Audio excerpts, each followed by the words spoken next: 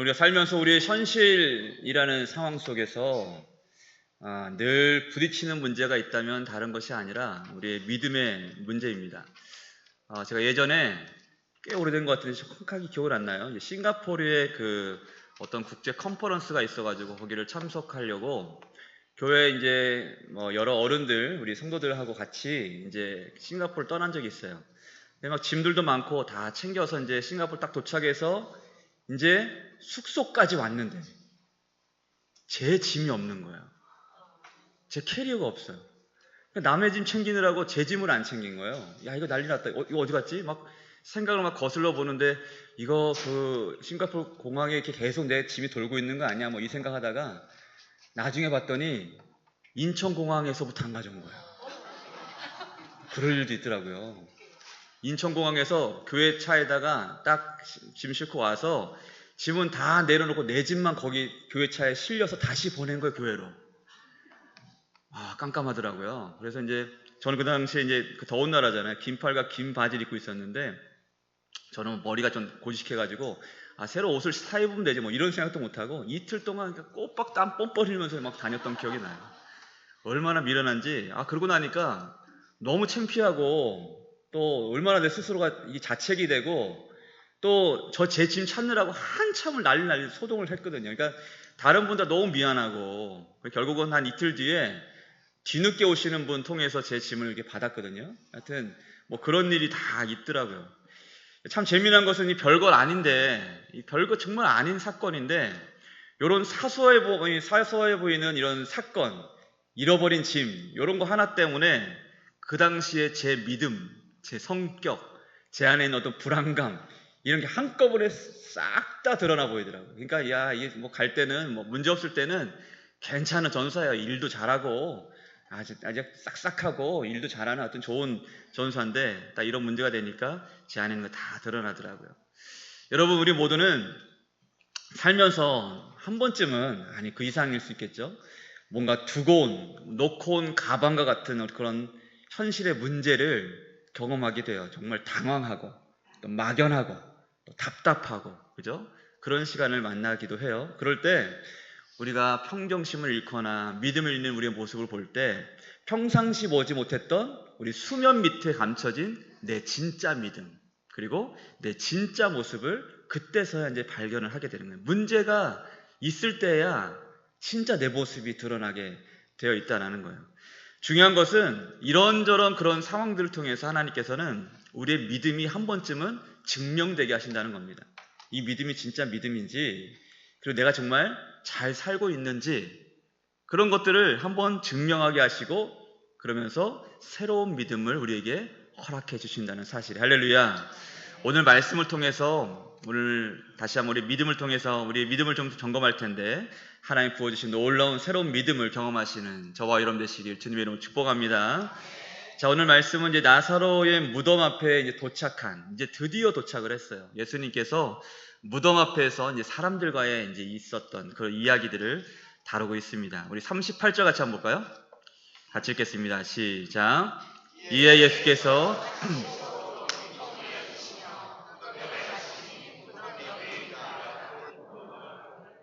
아멘. 살아나기를 그토록 바랐던 그 마르다와 마리아의 오라비 나사로는 이미 죽었고 그는 이제 무덤에 장사되어서 큰 돌에 막혀 있었습니다. 이것을 보고 이 상황을 보고 그 누구도 그가 무덤에서 다시 나올 것이라는 생각조차 하는 사람은 아무도 없었을 거예요. 지금 그곳에 있었던 모든 사람들은 그야말로 이 현실이라는 돌에 막혀 있어서 이 돌에 막혀서 사랑하는 이의 죽음 앞에 그냥 망연자실하고 큰 슬픔 가운데 그냥 그렇게 그 시간을 보내고 있었던 거예요. 여러분, 지금 그들에게는 현실이라는 것, 이 돌에 막혀 그리고 무덤에 장사된 나사로 이 상황이 이 현실이 곧 그들에게는 믿음이었던 거예요. 현실이 곧 믿음이었어요. 근데 예수님께서는 어떻게 하셨을까? 39절 말씀 보면 뭐라고 말씀해요? 예수께서 이르시되 어떻게 해요? 돌을 옮겨 놓으라라고 말씀하십니다. 이 현실한 돌을 옮겨 놓으라라고 말씀을 하시는 거예요. 돌을 치우라고 명령해요. 그런데 예수님께서 능력이 없어서 그들에게 돌을 옮겨 놓으라라고 말씀하셨을까요? 뭐 예수님은 능력이 많으시잖아요. 돌을 치워서 멀리 막 던져버리시거나 아니면 무덤을 아예 그냥 쪼개내 버려서 그 나사를 딱 살리시면 얼마나 더 많은 사람들이 와, 그 놀라운 기적에 믿고 예수님께 화답하겠습니까? 그런데 예수님께서 뭐라고 말씀해요? 그들에게 그 돌을 치우라고 말씀하십니다. 그 막혀있는 돌을 치우라. 니네들 스스로 치워라 라고 말씀하세요. 그렇게 말씀하신 이유는 뭐냐면 그들 모두가 이 돌을 치우는 그 작은 작업을 통해서, 그 행동을 통해서 그들 모두가 기적의 참여자가 될 수 있도록 하기 위해서 그렇게 명령을 하신 거예요. 그래서 그들 스스로의 그 믿음으로 돌을 치우도록 그렇게 명령을 하셨던 겁니다. 여러분, 예수님께서 처음 기적을 베푸셨던 그 기적이 뭐예요? 가나 혼인잔치였죠. 또 오늘 말씀도 마지막 기적이라고 말씀드렸어요. 잔치로 시작된 이 기적이 이 마지막에는 장례식으로 이 기적이 맞춰지고 있단 말이에요. 근데 똑같은 건 뭐냐면 똑같이 기적을 허락하시는 방식이 비슷했다는 거예요. 여러분, 가나 혼인잔치 때도 어떻게 말씀하세요? 우리 요한복음 2장 말씀 다시 한번 거슬러서 볼까요? 같이 읽겠습니다. 시작. 예수께서 그들에게 이르시되 아기까지 채우니 연회장은 물로 된 포도주를 맛보고도 어디서 났는지 알지 못하되 물돈 하인들은 알더라. 아멘. 여러분, 이 놀라운 이 첫 번째 기적의 현장에서 예수님의 이 놀라운 기적을 경험한 사람들은 누구뿐이었어요? 물돈 하인들이라고 말씀합니다. 그러니까 물돈 하인들, 곧 이 현실이라는 문제. 그러니까 그 당시에는 포도주가 다 떨어진 상태였잖아요. 그 포도주를 구할 길은 없었어요. 이게 현실이었어요. 이게 믿음이었어요. 그런데 그들에게 명령하십니다. 이 현실이라는 문제 앞에서 예수님의 말씀에 순종하는 자들, 그들에게 하나님의 기적의 역사를 경험하게 하신 거죠. 그런 의미에서 오늘 말씀에 등장하는 이 말씀도 똑같아요. 오늘 말씀에 특별히 두 번의 명령이 소개가 되는데 둘 다 무엇을 위해서 이런 명령을 하신 걸까요? 그들의 작은 믿음을 통해서 하나님의 크신 영광을 모두에게 나타내시기 위해서 그들에게 이런 명령을 하신 겁니다. 곧 이 돌을 옮기는 것부터가, 물을 채우는 것부터가 영광의 시작이 되었다라는 겁니다. 할렐루야. 그런데 한 사람이 이 예수님의 말씀을 가로막아요. 39절 말씀 같이 읽어봅시다. 같이요. 시작. 예수께서 이르시되 옮겨놓으라 하시니 그 죽은 자의 누이 마르다가 이르되 주여, 죽은 지가 나흘이 되었음에 벌써 냄새가 나나이다. 아멘. 하나님, 예수님, 주여, 오라비가 죽은 지가 벌써 4일이나 지났습니다. 이제는 보내줘야 될 때죠. 벌써 시체에서 썩은 내가 납니다. 이런 얘기를 합니다. 이런 중동 지방은 일교차가 크기 때문에 아시는 것처럼 이 뭐랄까요, 어떤 그런 음식물에 이런 것들을 저장하는 게 쉽지 않았어요. 특히나 이제 이 죽은 시체가 낮에는 몹시 뜨거웠잖아요. 부패하기 쉽겠죠. 그러고 볼 때 마르다의 말이 100번 1000번 다 맞아요. 이제는 무덤을 닫고 장례를 마무리할 때지 다시 무덤을 열 때는 아닌 거예요. 마치 베드로가 밤새도록 수고하고 물고기가 얻은 것이 없어서 그물을 다 씻고 정리할 때, 그때는 정리할 때지 다시 그 그물을 들고 바다로 나갈 때는 아니라는 겁니다. 이게 우리가 이해하는 현실이에요. 그죠? 그런 상황 가운데 예수님께서 말씀을 하시는데 그녀가 이런 상식, 자신이 믿고 있는 상식, 자신이 생각하는 현실, 동시에 그녀의 안에 있는 깊은 곳에 있었던 자기의 믿음을 통해서 예수님의 말씀을 가로막습니다. 그런데 이전에 마르다가 예수님께 한 고백이 참 마음에 걸려요. 뭐라고 고백합니까? 24절과 25절 말씀 보면 내가 부활을 내가 믿습니다. 내가 압니다. 내가 그리스도인 줄 내가 믿나이다 라고 고백해요. 내가 부활을 압니다. 내가 그리스도를 믿습니다 라고 고백했던 이 마르다. 그런데 지금 뭐라고 말씀해요? 뭐라고 얘기합니까? 무덤을 지금은 닫을 때입니다 라고 얘기를 하고 있죠. 여러분, 그런데 그에게 돌을 옮겨 놓으라 라는 예수님 말씀이 떨어지자 그녀 안에 있었던 베일에 감춰진 그녀의 진짜 믿음이 드러나게 된 거예요. 이해가 되십니까? 평상시엔 몰라요. 평상시에는 믿음이 좋은 마르다인 줄 알았죠. 돌을 옮겨 놓으라 라고 초현실적인 명령을 하시니까 현실주의자였던 마르다가 이게 무슨 소리야 생뚱맞게. 아니죠 그거는. 라고 딱 예수님 막아 세우는 거예요. 그러자 예수님이 그녀에게 뭐라고 말씀하세요? 40절 말씀 같이 읽읍시다. 같이요. 시작. 예수께서 이르시되 내 말이 내가 믿으면 하나님의 영광을 보리라 하지 아니하였느냐 하시니. 아멘. 여러분, 하나님께서 오늘 우리에게 동일한 것을 말씀하시는 거예요.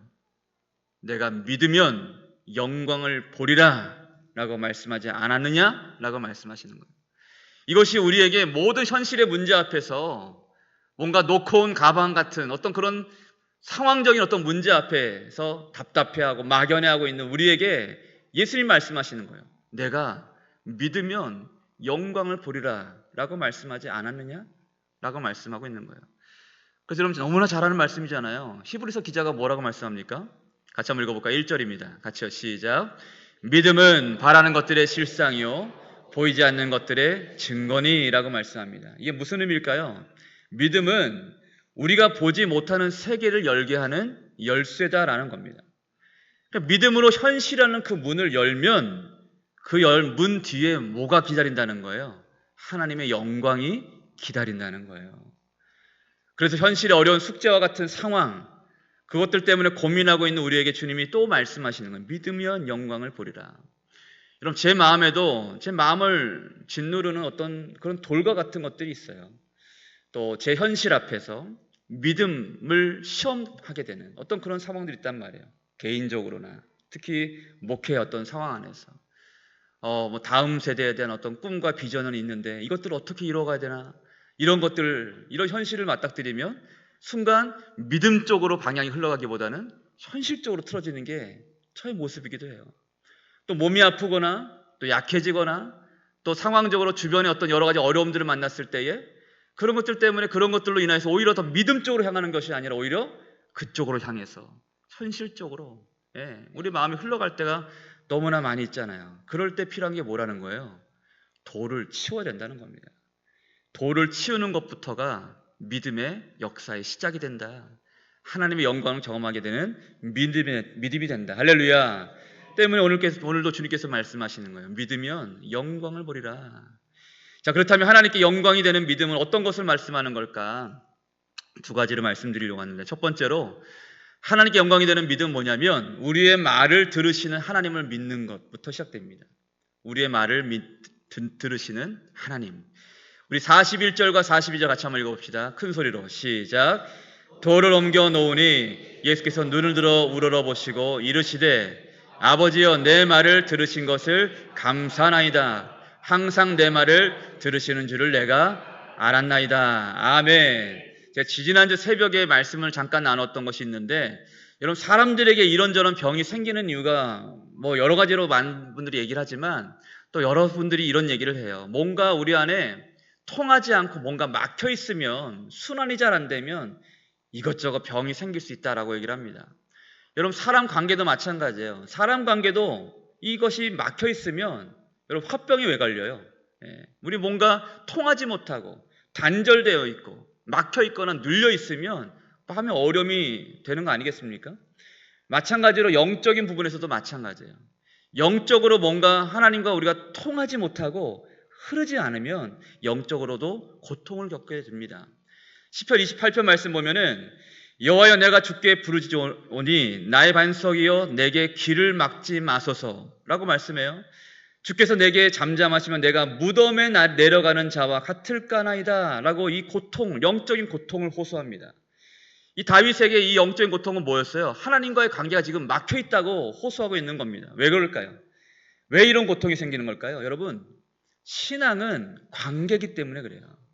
우리 여러분들 여기 앉아 있으면서 말씀을 듣는 여러분들은 그냥 수동적으로 앉아 있는 것처럼 보이지만 지금 하나님께 예배 드리는 겁니다. 믿으십니까? 살아계신 하나님께 영과 진리로 예배 드리는 거예요. 그 자체로 그리스도, 길과 진리와 생명 되시는 십자가의 길을 통해서 우리가 주님께 나아가는 길, 그 은혜의 길을 통해서 하나님께 예배하는 거예요. 죄인임에도 불구하고 그 은혜의 길이 우리 가운데 그리스도를 통해서 활짝 열려있기 때문에, 그 길이 통하여 있기 때문에 하나님께 기도하고 찬양하고 예배할 때 거기서 부어지고 다시 우리 가운데 내려오는 그 은혜를 경험하게 되는 거예요. 할렐루야. 그게 예배예요. 그게 신앙생활입니다. 그런 의미에서 여러분, 영적인 삶에서, 신앙생활에서 하나님과의 관계가 막히면 예배도 막히고 믿음도 막히고 기도도 다 막혀버리는 거예요. 그래서 하나님과 통해된다는 겁니다. 믿음이 바로 그런 거예요. 하나님과 통하게 만들어주는 거예요. 여러분, 우리 자녀들은 어릴 적에 키울 때 어때요? 요즘은 뭐 캥거루족이라 해가지고 좀 좋지 못한 표현이지만 나이가 많이 들어서도 부모 품에서 떠나지 못하는 자녀들 얘기도 합니다만, 보통 자녀들은 부모에게 늘 좋은 것을 기대를 해요. 그죠? 때로는 좀 뭘 맡겨놓은 것 같지도 않은데 뭔가 늘 기대를 하곤 합니다. 그러면 부모는 때로는 바보처럼 최선을 다해요. 예. 그들의 자녀들의 필요를 채우려고 어떻게든 우리 자녀들이 학교 다니면서 누구한테 꿀리지 않게 하려고, 남들이 무슨 상표에 무슨 가방을 사주면 나도 그거 사줘야 되는 거예요.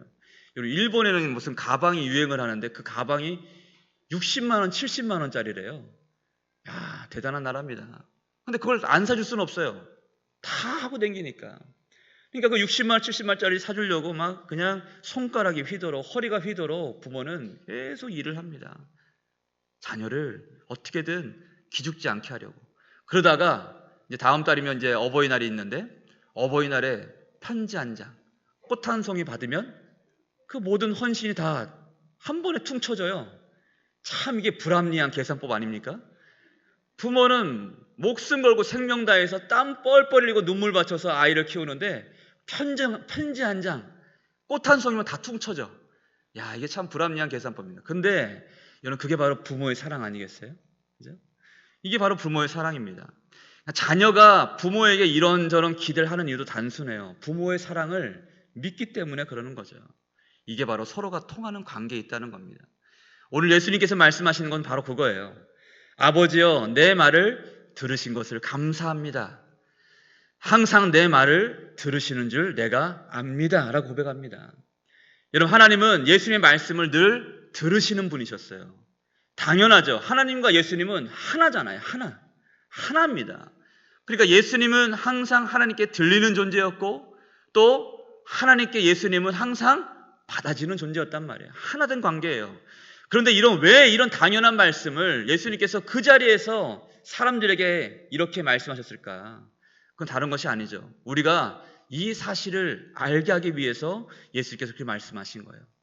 하나님이 예수님의 말이라면 무엇이든지 들으셨던 것처럼 우리가 예수 그리스도의 이름으로 구하는 모든 말은 다 하나님이 들으신다라고 말씀하시기 위해서 이 말씀을 먼저 하신 거예요. 이 사랑의 관계를 우리에게 설명하신 거죠. 사랑하는 여러분, 하나님은 우리의 말을 늘 들으시는 분이세요. 여러분, 믿으십니까? 그래서 말씀하세요. 너희가 믿고 의심하지 아니하면 기도한 것은 다 받은 줄로 믿으라라고 말씀하시는 거예요. 겨자씨 한 알만한 믿음이 있어도 그 믿음으로 이 산을 명령해서 저 바다에 던져지라는 이 코미디 같은 명령을 할지라도 그대로 되리라라고 말씀해요. 그게 바로 하나님과 우리의 믿음의 관계 안에서 통하는 관계에 있을 때, 우리를 들으신 하나님이 우리의 하나님이기 때문에, 그 하나님이 우리 가운데 계시기 때문에 너희가 내 안에 거하고 내 말이 너희 안에 거하면 무엇인지 원하는 대로 구하라. 그리하면 그대로 되리라 라고 말씀하시는 거 아니겠습니까? 그러면서 뭐라고 말씀해요? 너희가 나를 떠나서는 아무것도 할 수 없다 라고 말씀해요. 고로 하나님께 영광이 되는 믿음 뭐라는 거예요? 오늘도 죄인된 우리의 말을 들으시는 그 하나님을 우리가 온전히 믿을 때 그 믿음이 하나님께 영광이 되더라라는 겁니다. 이 믿음으로 영광을 경험하시길 주님의 이름으로 축복합니다. 마지막 두 번째로 하나님께 영광이 되는 믿음은 하나님의 뜻을 믿는 거예요. 하나님의 뜻. 여러분, 예수님께서는 나사로가 죽어간다는 소식을 들으시고 이틀을 더 지체하셨죠. 여러분 다 잘 아실 거예요. 그리고 나사로가 이미 죽었고 이제 베다니로 가시는데, 사실 베다니로 가는 것이 참 위험천만한 일이라고 지난번에 말씀을 드렸어요. 그곳에는 유대인들이 아주 들끓고 있는 곳이었거든요. 예루살렘과 가까운 곳이었고, 또 예루살렘에 또 많은 유대인들은 예수님을 잡아 죽일 책략으로 예수님을 기다리고 있었단 말이에요. 그런 의미에서 그렇게 이틀을 지체하시고 또 위험천만한 그 베다니로 가시는 그 모습이 제자들이 볼 때는 정말 이해 안 되는 것 투성이었어요. 하나도 이해가 안 되는 거예요. 근데 왜 예수님은 이렇게 사람들의 이해와 정반대로 그렇게만 행동하셨던 걸까? 그것은 사람들의 이해보다, 상황보다, 현실보다 하나님의 뜻이 먼저였기 때문에 그래요. 곧 하나님의 뜻만을 믿고 예수님께서 그렇게 행동하셨던 겁니다. 자, 그렇다면 예수님이 그곳에서 바라보신 하나님의 뜻은 무엇이었을까? 우리 42절 말씀 같이 한번 읽어볼까요? 같이 읽겠습니다. 시작. 항상 내 말을 들으시는 줄을 내가 알았나이다. 그러나 이 말씀하옵는 것은 무엇은 곧 아버지께서 나를 보내신 것을 그들로 믿게 하려 함이니이다. 아멘. 예수님께서 그 당시에 그곳에서 하나님의 뜻, 바라보신 하나님의 뜻은 뭐냐면 나사로의 부활을 통해서 슬픔과 그 현실의 그 벽 앞에서 탄식하고 울부짖고 있는 그 모든 사람들이 창조주 하나님을 믿게 되는 것이었어요. 바로 이것을 위해서 예수님은 현실이라는 시간이 아닌 하늘의 시간을 따라 움직이셨다는 겁니다. 현실의 시간이 아니라 하늘의 시간을 따라 무엇을 위해서? 하나님의 뜻이 이루어지기 위해서. 오늘 새벽에도 우리 베일처 목사님께서 말씀하실 때 기다림에 대해서 얘기를 했어요. 여러분, 하나님의 뜻을 우리가 바란다면 믿고 순종하고 기다리고 인내하는 시간들이 반드시 우리 가운데 요구됩니다. 그런데 그런 기다림의 시간은 항상 우리에게 어려움이 돼요. 왜요?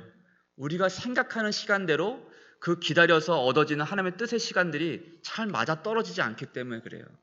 나는 지금 당장이라고 생각하는 그 무언가가 하나님께는 그게 아닌 거예요. 그럼 나는 그때를 기다려야만 합니다. 그럼 그때 필요한 게 뭐예요? 첫 번째는 뭐예요? 인내가 필요하겠죠. 인내를 온전히 이루라라고 말씀하잖아요. 이는 너희로 구비하고 조금도 부족함이 없게 하려 함이라라고 말씀하잖아요. 그죠? 또 하나가 뭐예요? 그 기다림의 시간에 가장 필요한 게 뭐예요? 믿음입니다. 믿음. 어떤 것에 대한 믿음? 하나님의 뜻에 대한 믿음이에요. 하늘의 시간에 대한 믿음입니다. 그래서 그런 기다림의 시간들, 그리고 이해 안 되는 상황들, 이해 안 되는 현실, 그리고 놓고 온 가방 같은 그런 당황스러운 어떤 그런 현실의 문제 앞에서 하나님께서 우리 믿음을 세워주실 때 우리에게 하나님께서 허락하신 믿음이 뭐냐면 우리에게 영원을 사모하는 마음을 주신다라는 거예요. 영원을 사모하는 마음을 주셔서 이제는 현실의 시간을 따라 사는 것이 아니라 하늘의 시간을 기다릴 수 있는 믿음으로 우리를 살게 하신다는 거예요. 할렐루야. 이것이 예수님께서 우리에게 명령하시고 말씀하시고 기대하시는 우리에게 요구하시는 소망이라는 겁니다. 소망. 그런데 이제 때가 된 거예요. 이제 때가 돼서 예수님이 그들의 순종을 통해 열린 무덤을 향해 외치십니다. 43절 같이 한번 크게 한번 읽어볼까요? 같이요. 시작. 이 말씀을 하시고 큰 소리로 나사로야 나오라 부르시니 할렐루야. 나사로야 나오라 라고 명령하십니다. 나사로야 나오라. 큰 소리로 시체를 향해서 외치십니다. 이것은 곧 창조주의 명령이었어요. 여러분, 우리 창세기 말씀 보면은 창조의 시간 가운데 그 모든 삼라만상과 모든 우주 만물이 뭘 통해서 지어집니까? 우리는 뭘로 지었다고 믿어요? 말씀을 통해서. 근데 여러분, 그 말씀이 여러분 기록된 말씀입니까? 아니죠. 거기서 말씀하는 말씀은 소리입니다. 소리. 하나님의 소리예요. 소리. 시편 말씀 보면 들리는 소리도 없고 모도 없고 모도 없을지라도 하나님의 찬송이 세상 끝까지 가득 찬다고 말씀하잖아요. 그죠? 하나님은 소리를 통해서 세상을 만드셨어요. 마치 오늘 나사로에게 명령하신 것과 똑같아요. 창세기 1장 1절에 3절 말씀 세 번역을 읽어보면 이렇게 말씀해요. 태초에 하나님이 천지를 창조하셨다. 땅이 혼돈하고 공허하며 어둠이 깊음 위에 있고 하나님의 영은 물 위에 움직이셨다. 같이요. 시작. 하나님이 말씀하시기를 빛이 생기라 하시니 빛이 생겼다. 아멘. 빛이 생기라, 빛이 있으라 라고 하시니 빛이 생겼다라고 말씀해요. 소리로 선포하십니다. 소리로 명령하세요. 그러자 없는 것에서 있는 것이 만들어집니다. 이게 창조의 역사예요. 마찬가지로 예수님께서 나사로야 나거라 라고 큰 소리 외치시자 생명이 꺼져버린 나사로에게 생명이 다시 불어넣어집니다. 생명의 성령의 능력이 그에게 다시 불어넣어지고 그로 하여금 죽었던 생명에서 다시 살아있는 생명으로 그로 하여금 살아나게 만들어주세요. 그런데 이런 역사가 무엇으로부터 시작되었습니까? 돌을 옮기는 믿음에서부터 시작되었죠. 돌을 옮기는 믿음에서부터. 이제 예수께서 또 한 번 명령을 하시는 거예요. 44절입니다. 같이요. 시작. 죽은 자가 수족을 배로 동인 채로 나오는데 그 얼굴은 수건에 쌓였더라. 예수께서 이르시되 풀어놓아 다니게 하라 하시니라. 아멘. 풀어놓아 다니게 하라. 예수님은 그에게 자유를 선언하십니다.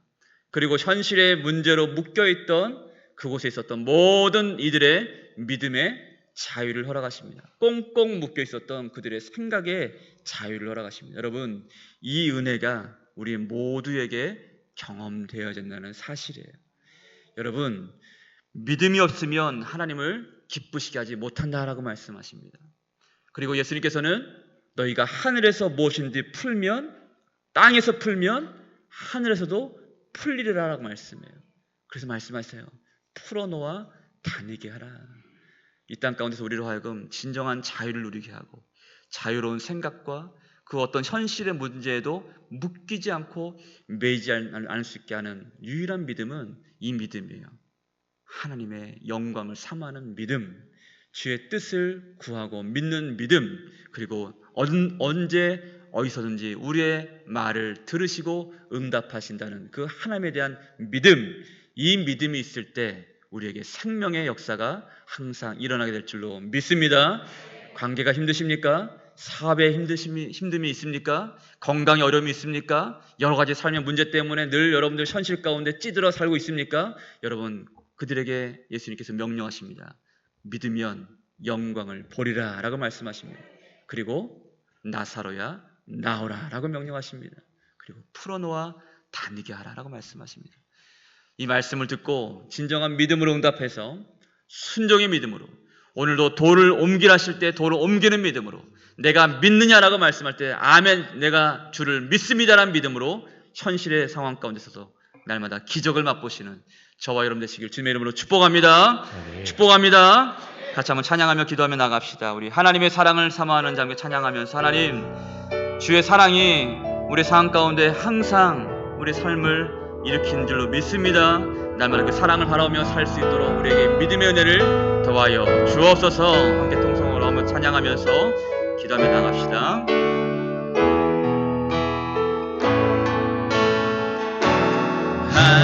하나님의 사랑을 사모하는 하나님의 평안을 바라보는 자, 너의 모든 것 창조하신 우리 주님이 너를 얼마나 사랑하시는지. 아멘. 여러분 믿읍시다.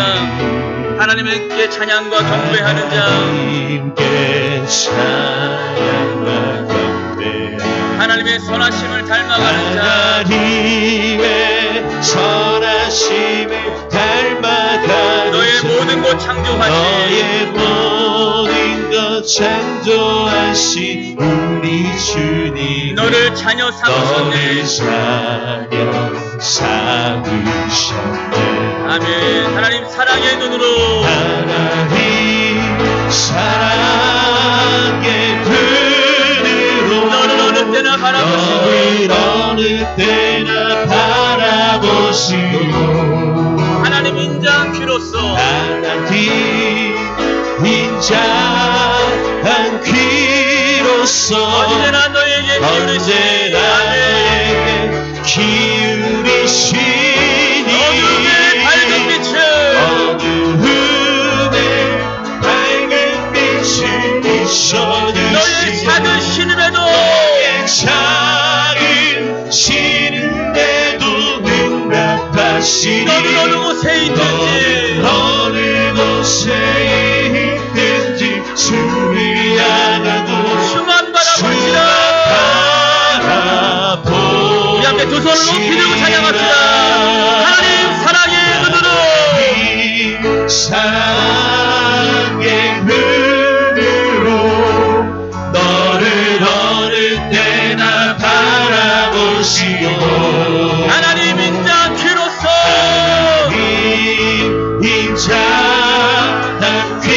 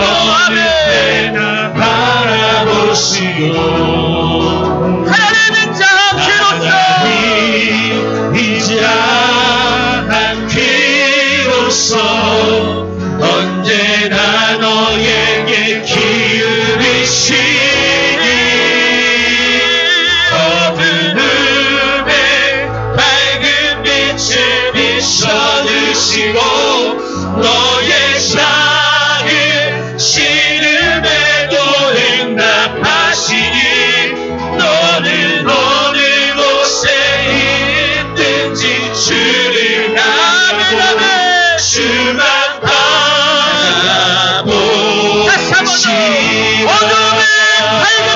어둠의 밝은 빛을 비춰는 너의 작은 신음에도 응답하시니 너는 어느 곳에 있든지 주를 향하고 주만 바라보시라 주만